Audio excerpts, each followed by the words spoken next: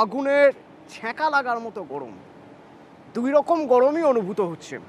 কখনো এত গরম হাওয়া যে শ্বাস প্রশ্বাসের সমস্যা হচ্ছে, আবার কখনো একেবারে কাল ঘাম ঘেমে নে স্নান। গতকাল ছিল 43, আজ 42।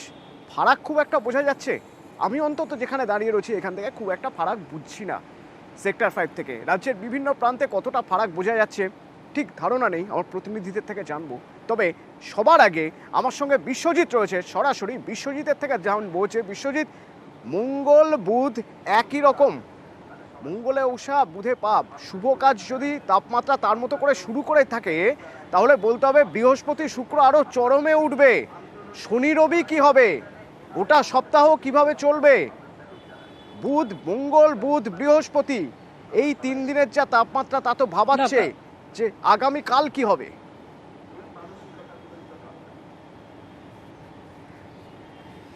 একদমই মঙ্গলে 43 এবং বুধে সেটা অনেকটা কমেছে, অর্থাৎ 1 ডিগ্রি হলেও এখন অনেকটাই কম বলতে হবে, কারণ 42 ডিগ্রি।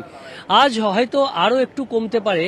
আগামী শুক্রবার থেকে তাপমাত্রা 2 থেকে 3 ডিগ্রি কমে যাবে অন্তত রবিবারের মধ্যে, এতটা আশ্বাস দিচ্ছে আলিপুর আবহাওয়া দপ্তর। আগামী কাল থেকে আজও কমতে থাকবে অন্তত 6 জেলায়। আগামীকাল অর্থাৎ গতকালও আমরা দেখেছি 1 ডিগ্রি কমেছে, আজ হয়তো কিছুটাই 41-42-এর মধ্যে থাকবে এবং তারপর শুক্রবার থেকে রবিবারের মধ্যে 2 থেকে 3 ডিগ্রি তাপমাত্রা কমে যাবে এবং সোম ও মঙ্গলবার এই দুদিন বৃষ্টি হবে, তার ফলে আরও অনেকটা কমে একেবারে স্বাভাবিক। আমরা দেখেছি যে কলকাতা 6 থেকে 7 ডিগ্রি সেলসিয়াস, একেবারে যেদিন মঙ্গলবার ছিল 7.4 ডিগ্রি সেলসিয়াস বেশি ছিল স্বাভাবিকের তুলনায়। সেই স্বাভাবিকের তুলনায় যে 7 ডিগ্রির ওপরে বেশি, সেটা একেবারে স্বাভাবিকে কাছাকাছি হয়ে যাবে সোম মঙ্গলবার নাগাদ, অর্থাৎ অনেকটাই স্বস্তি মিলবে। তবে তখন তো বৃষ্টি হবে, কিন্তু তার আগে আজ এবং আগামীকাল কেমন থাকবে সেটা জানা জরুরি, কারণ আজও চরম সতর্কবার্তা রয়েছে। কোন কোন জেলায়? বাঁকুড়া, পশ্চিম মেদিনীপুর, পশ্চিম বর্ধমান, পূর্ব বর্ধমান এবং ঝাড়গ্রাম ও বীরভূম, এই জেলাগুলির জন্য এখনও তীব্র তাপপ্রবাহের চরম সতর্কবার্তা রয়েছে। অর্থাৎ আবহাওয়া দপ্তরের ভাষায় যে লাল সতর্কতা দেয়, সেই লাল সতর্কতা জারি করা হয়েছে। আর বাকি কমলা সতর্কতা একেবারে কলকাতা সহ সমস্ত দক্ষিণবঙ্গের জেলাগুলির জন্য, যেখানে বেশ কিছু জায়গায় কিছু কিছু তাপপ্রবাহের চরম তাপপ্রবাহের পরিস্থিতি থাকবে।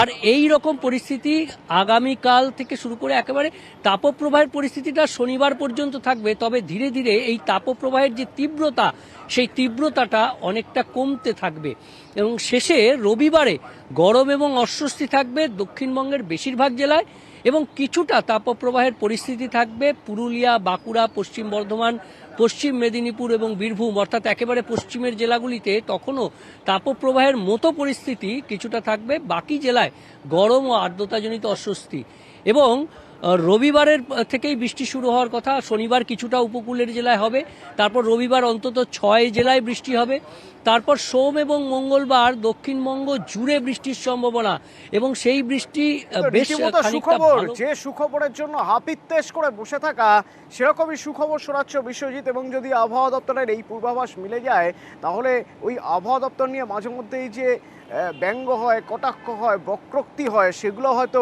অনেকটাই কমে যাবে। কারণ এই মুহূর্তে মানুষ শুধু বৃষ্টি চাইছে। তো এখানে যে অবস্থা, কলকাতায় যে অবস্থা, দক্ষিণবঙ্গে যে অবস্থা, পশ্চিমের অবস্থা আরও খারাপ। পশ্চিম থেকে অর্থাৎ বাঁকুড়া থেকে আমার প্রতিনিধি প্রিয়ব্রত আমার সঙ্গে রয়েছেন সরাসরি। প্রিয়ব্রত, হাঁসফাঁস দশা গরমে, যখনই গরম হাওয়া থেমে যাচ্ছে তখন ঘেমে নেয় একাকার, আবার শুরু হচ্ছে গরম হাওয়া, তাপপ্রবাহ, লু পরিস্থিতি। বেলা 12টায় এখন কি অবস্থা বাঁকুড়ার?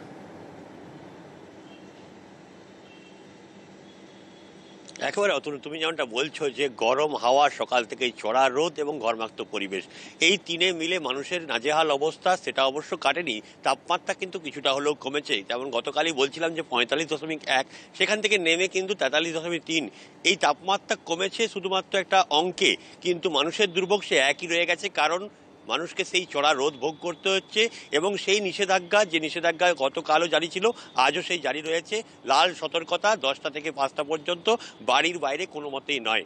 এবং সেই কারণেই মানুষজন যতটা বেরোচ্ছেন তারা কিন্তু সাবধানে বেরোচ্ছেন, আদ্যপান্ত ডেকে বেরোচ্ছেন, মাথায় ছাতা নিচ্ছেন, চোখে রোদ চশমা নিচ্ছেন, কিন্তু তারপরও সেই একই অবস্থা, ঘেমে নিয়ে একসা হতে হচ্ছে রাস্তায় বেরোলেই। বাড়িতে থেকেও বিস্তার নেই, বাড়িতেও সেই একই অবস্থা, গরম প্রচণ্ড এবং বাড়িগুলো তেতে যাচ্ছে, যাকে বলে দুপুরবেলায় তো বাড়িতে থাকাও যাচ্ছে না। গাছতলায় কিছুটা হলেও আরাম রয়েছে, মানুষজন যখন রাস্তায় বেরোচ্ছেন গাছতলায় কিছুটা হলেও সময় কাটাচ্ছেন এবং ঠান্ডা পানীয় দোকানগুলোতে ভিড় জমাচ্ছেন। এই অবস্থা বাঁকুড়া উত্তপ্ত অবস্থায় রয়েছে, দীর্ঘদিন ধরে এই অবস্থা চলে আসছে। বিশ্বজিৎ খুব একটা ভালো খবর শুনিয়েছে, নিউজ 18 বাংলার দর্শক যারা দেখছেন তারা কিন্তু কিছুটা হলেও আশ্বস্ত হবেন, কিন্তু সেটা কতটা ফলপ্রসূ হবে, সত্যিকারের হবে কিনা খবর, বৃষ্টি। অন্তত স্বস্তি না মিললেও স্বস্তির খবর কিন্তু মিলেছে, এটা মানতেই হবে প্রিয়ব্রত। এবং আমার সঙ্গে ইন্দ্রজিৎ রয়েছেন পুরুলিয়া থেকে। পুরুলিয়ার দুটো বিষয় একটু জানতে চাইবো। এই গরম আজকাল সহ্য করতে হবে, শনি থেকে হয়তো হাওয়া বদল হতে পারে, এরকম একটা সম্ভাবনার কথা শোনাচ্ছে আবহাওয়া দপ্তর। পুরুলিয়ার সবচেয়ে বড় সমস্যা জলস্তর নেমে যাওয়ায় জল পাওয়া যায় না, বহু জায়গায় জলের সমস্যা হয়। কি অবস্থা জানতে চাইবো। দ্বিতীয়ত বিদ্যুতের কি অবস্থা, কারণ ঘরে থাকতে গেলে কারেন্ট থাকাটা জরুরি।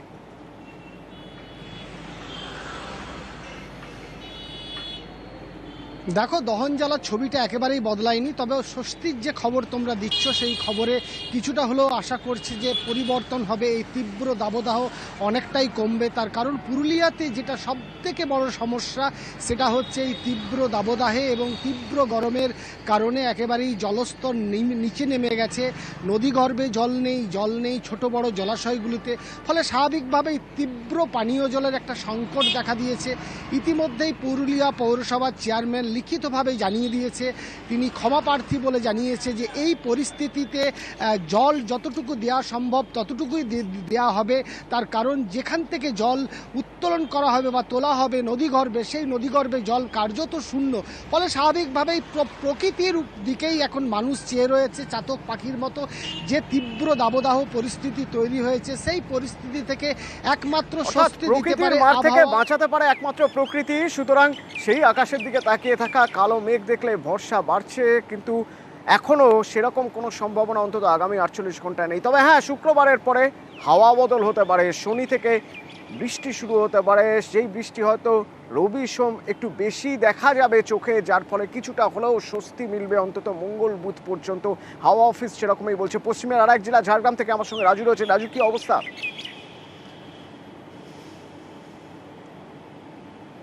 দেখো, তুমি প্রথমে বলবো যেভাবে তাপমাত্রা ঊর্ধ্বমুখী হয়েছে সেক্ষেত্রে তাপমাত্রা বাড়ার ফলে মানুষের সমস্যা দেখা দিচ্ছে। কারণ গতকাল একটুখানি হয়তো জলীয় বাষ্পের কারণে বৃষ্টি হয়েছিল, কিন্তু সেই বৃষ্টিপাতের পর থেকে যেভাবে ভ্যাপসাটে গরম এবং আজ সকাল থেকে যেভাবে সূর্য উঠেছে এবং সেই চাঁদি ফাটা রোদ রয়েছে সকাল থেকে, এবং মানুষের বিভিন্ন সমস্যা, যাতে যে সমস্ত মানুষজন বিভিন্ন কর্মসংস্থানে সকাল সকাল বেরোচ্ছেন তাদেরকেও সেই প্রখর রোদ্দুর মধ্যে এবং লু বইছে বাতাসে, সেই লুকে অপেক্ষা করেই বিভিন্ন জায়গায় যেতে হচ্ছে।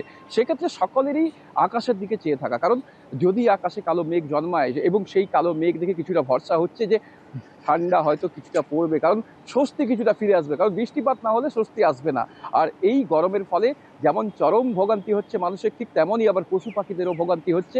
বিভিন্ন জায়গায় যে জলাশয় রয়েছে, চরম গরমের হাত থেকে রেহাই পাচ্ছে না কেউই, এবং এই চরম গরমে অস্বস্তি যেখানে চরমে, সেখানে হাওয়া অফিস একটু হলেও সুখবর শোনাচ্ছে। আর যদি দুটো দিন এইভাবে কাটিয়ে দেওয়া যায় কিছুটা হলেও স্বস্তি মিলতে পারে।